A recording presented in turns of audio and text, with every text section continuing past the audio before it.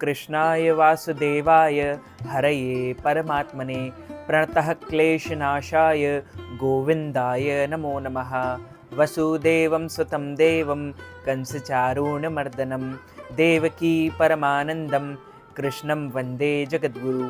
आपको और आपके पूरे परिवार को देवउठनी एकादशी की हार्दिक शुभकामनाएं एवं बधाइयाँ। कार्तिक मास के शुक्ल पक्ष की एकादशी को देवउठनी एकादशी, देवोत्थान एकादशी, देव प्रबोधिनी एकादशी और तुलसी विवाह कार्तिक एकादशी के नाम से जाना जाता है। इस एकादशी तिथि का आरंभ 11 नवंबर 2024 सोमवार की शाम 6:47 से हो जाएगा, जो कि 12 नवंबर 2024 मंगलवार के दिन 4:05 पर एकादशी तिथि का समापन हो जाएगा। सभी भक्तजनों, माताओं, बहनों, वैष्णव जनों को, स्मार्त और अन्य सभी संप्रदायों को मानने वाले भक्तों को सूर्योदय व्यापिनी द्वादशी युक्त शुद्ध हरिवासर एकादशी व्रत 12 नवंबर 2024 मंगलवार को करना है और इस व्रत का पारणा यानी व्रत खोलने का समय 13 नवंबर 2024 बुधवार प्रदोष के दिन सुबह 7 बजे से 9 बजे तक कर लेना चाहिए। देव उठते ही चातुर्मास समाप्त हो जाएगा और शादी, विवाह, अन्य मांगलिक कार्यक्रम शुरू हो जाएंगे। विष्णु एकादशी गीता तुलसी विप्रधे नवः असारे दुर्ग संसारे शतपदी मुक्तिदायिनी।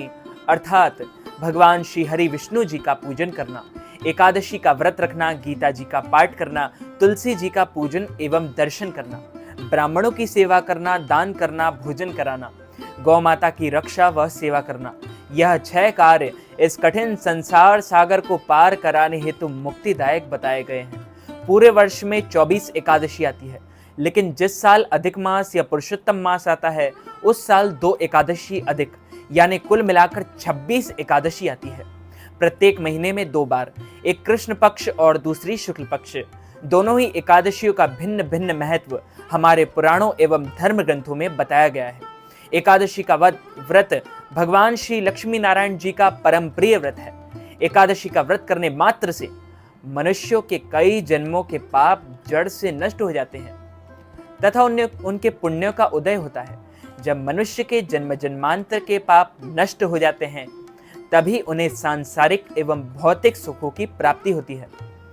जो भक्त एकादशी का व्रत करते हैं उनको दशमी से लेकर द्वादशी तक कुछ महत्वपूर्ण नियमों का पालन अनिवार्य रूप से करना चाहिए। दशमी के दिन एक समय शुद्ध एवं सात्विक भोजन करें। इस दिन चावल, शहद, लहसुन, प्याज, मांस, मदिरा, मसूर दाल, कटहल की सब्जी का उपयोग बिल्कुल नहीं करना चाहिए।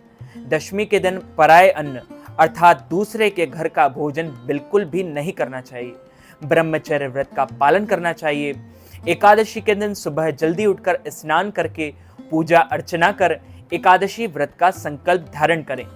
पद्म पुराण के उत्तरखंड के अध्याय 64 में श्लोक 34 लिखा है, एकादश्याम निराहार स्थित्वाम परेहमि भोक्ष्यामि पुंडरीकाक्ष शरणम में भवच्युत। हे कमल नयन भगवान अच्युत, मैं एकादशी के दिन निराहार रहकर दूसरे दिन ही भोजन करूंगा। सूर्य भगवान को अर्घ्य दें, माता पिता को प्रणाम करें, तुलसी जी का पूजन एवं दर्शन करें, गौ माता का पूजन करें। इसी दिन अन्न नहीं खाना चाहिए, केवल फलाहार करें।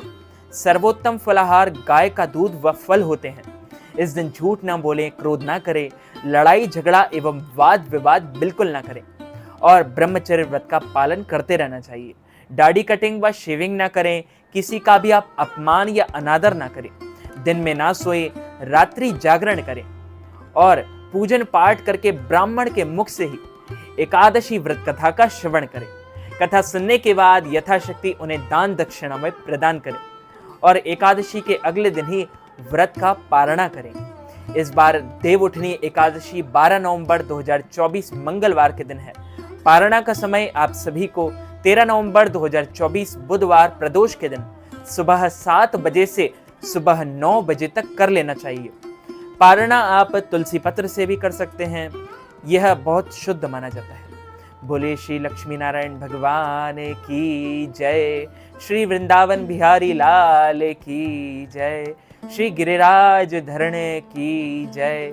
बाल कृष्ण लाल की जय। श्याम सुंदर श्री यमुने महारानी की जय। जगत गुरु श्री वल्लभाधीश की जय। गोसाई जी परम दयाल की जय। श्री गुरुदेव की जय। आज के आनंद की जय। रज रानी की जय। रस रानी की जय। श्री राधा रानी सरकार की जय। गिरिराज धरणे की जय। गिरधर लाल प्यारे की जय। सब संतन की जय। सब भक्तन की जय। समस्त ब्रजवासीन की जय। जय जय श्री राधे। जय जय श्री राधे। जय जय श्री राधे श्याम। एक राजा के राज्य में सभी लोग एकादशी का व्रत रखते थे। प्रजा तथा नौकरों चाकरों से लेकर पशुओं तक एकादशी के दिन अन्न नहीं दिया जाता था। एक दिन किसी दूसरे राज्य का एक व्यक्ति राजा के पास आकर बोला, महाराज कृपा करके मुझे नौकरी पर रख ले। तब राजा ने उसके सामने एक शर्त रखी कि ठीक है रख लेते हैं, किंतु रोज तो तुम्हें खाने को सब कुछ मिलेगा, पर एकादशी को अन्न नहीं मिलेगा।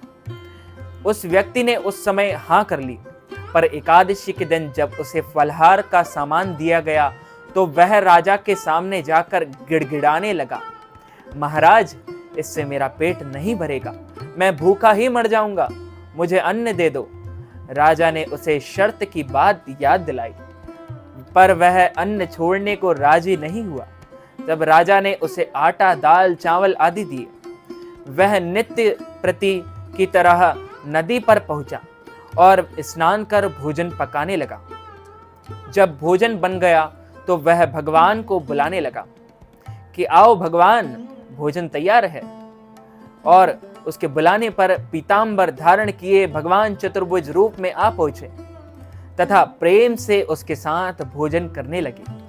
भोजन आदि करके भगवान अंतर्ध्यान हो गए तथा वह अपने काम पर चला गया। 15 दिन बाद अगली एकादशी को वह राजा से कहने लगा कि महाराज मुझे 2 गुना सामान दीजिए। उस दिन तो मैं भूखा ही रह गया। राजा ने कारण पूछा तो उसने बताया कि हमारे साथ भगवान भी खाते हैं, इसलिए हम दोनों के लिए ये सामान पूरा नहीं होता। यह सुनकर राजा को बड़ा आश्चर्य हुआ। वह बोला, मैं नहीं मान सकता कि भगवान तुम्हारे साथ खाते हैं। मैं तो इतना व्रत रखता हूँ, पूजन पाठ करता हूँ, पर भगवान ने मुझे कभी दर्शन नहीं दिए। राजा की बात सुनकर वह बोला, महाराज यदि विश्वास ना हो तो साथ चलकर देख लो। राजा एक पेड़ के पीछे छिपकर बैठ गया। उस व्यक्ति ने भोजन बनाया तथा भगवान को शाम तक पुकारता रहा, परंतु भगवान ना आए। अंत में उसने कहा कि हे भगवान, यदि आप नहीं आए तो मैं नदी में डूबकर और कूदकर प्राण त्याग दूंगा। लेकिन भगवान नहीं आए। तब वह प्राण त्यागने के उद्देश्य से नदी की तरफ बढ़ा। प्राण त्यागने का उसका दृढ़ इरादा जान शीघ्र ही भगवान ने प्रकट होकर उसे रोक लिया और साथ बैठकर भोजन करने लगे। खा पीकर वे उसे अपने विमान में बैठाकर अपने धाम ले गए। यह देख राजा ने सोचा कि व्रत उपवास से जो तब तक कोई फायदा नहीं होता जब तक मन शुद्ध ना हो, इसलिए हमें हमेशा मन को शुद्ध रखना चाहिए। इससे राजा को ज्ञान मिला। वह भी मन से व्रत उपवास करने लगा और अंत में स्वर्गलोक को प्राप्त हुआ। एक राजा था, उसके राज्य में प्रजा सुखी थी। एकादशी को कोई भी अन्न नहीं बेचता था, सभी फलाहार करते थे। एक बार भगवान ने राजा की प्रतीक्षा और परीक्षा लेनी चाहिए। भगवान ने एक सुंदरी का रूप धारण कर लिया तथा सड़क पर बैठ गए। तभी राजा उधर से निकला और सुंदरी को देख चकित रह गया। उसने पूछा, हे सुंदरी, तुम कौन हो और इस तरह यहाँ क्यों बैठी हो? तब सुंदर स्त्री बने भगवान बोले, मैं निराश्रिता हूं। नगर में मेरा कोई जाना पहचाना नहीं है, किससे सहायता मांगू? राजा उसके रूप पर मोहित हो गया। वह बोला, तुम मेरे महल में चलकर मेरी रानी बनकर रहो। सुंदरी बोली, मैं तुम्हारी बात मानूंगी, पर तुम्हें राज्य का अधिकार मुझे सौंपना ही होगा। राज्य पर मेरा पूर्ण अधिकार होगा। मैं जो भी बनाऊंगी तुम्हें खाना होगा। राजा उसके रूप पर मोहित था, अतः उसकी सभी शर्तें स्वीकार कर ली। अगले दिन एकादशी थी। रानी ने हुक्म दिया कि बाजारों में अन्य दिनों की तरह अन्न बेचा जाए, और उसने घर में मांस, मछली आदि पकवाए तथा परोस कर राजा से खाने के लिए कहा।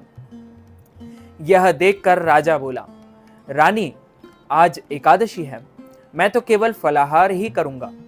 तब रानी ने शर्त की बात याद दिलाई और बोली, या तो खाना खाओ, नहीं तो मैं बड़े राजकुमार का सिर काट दूंगी। राजा ने अपनी स्थिति बड़ी रानी से कही तो बड़ी रानी बोली, महाराज, धर्म ना छोड़ो, बड़े राजकुमार का सिर दे दें। पुत्र तो फिर मिल जाएगा, पर धर्म नहीं मिलेगा। इसी दौरान बड़ा राजकुमार खेलकर आ गया। माँ की आंखों में आंसू देखकर वह रोने का कारण पूछने लगा, तो माँ ने उसे सारी वस्तु स्थिति बता दी। तब वह बोला, मैं सिर देने के लिए तैयार हूं। पिताजी के धर्म की रक्षा होगी, जरूर होगी। राजा दुखी मन से राजकुमार का सिर देने को तैयार हुआ तो रानी के रूप से भगवान विष्णु ने प्रकट होकर असली बात बताई। हे राजन, तुम इस कठिन परीक्षा में पास हुए। भगवान ने प्रसन्न होकर प्रसन्न मन से राजा से वर मांगने को कहा। तो राजा बोला, आपका दिया सब कुछ है, हमारा उद्धार करें। उसी समय वहां एक विमान उतरा। राजा ने अपना राज्य पुत्र को सौंप दिया और विमान में बैठकर परम धाम को चला गया। अच्युतम केशवम राम नारायणम कृष्ण दामोदरम वासुदेवम हरि श्रीधरम माधवम गोपिका वल्लभम श्री जानकी नायकम श्री रामचंद्रम भजे जानकी मनोहरम सर्वलोक नायकम श्री शंकरादि सेवितम पुण्य नाम कीर्तनम श्री राम राम राम राम राम नाम तायकम रामा कृष्णा वासुदेवा भक्ति मुक्तिदायकम रामा कृष्णा वासुदेवा भक्ति मुक्तिदायकम।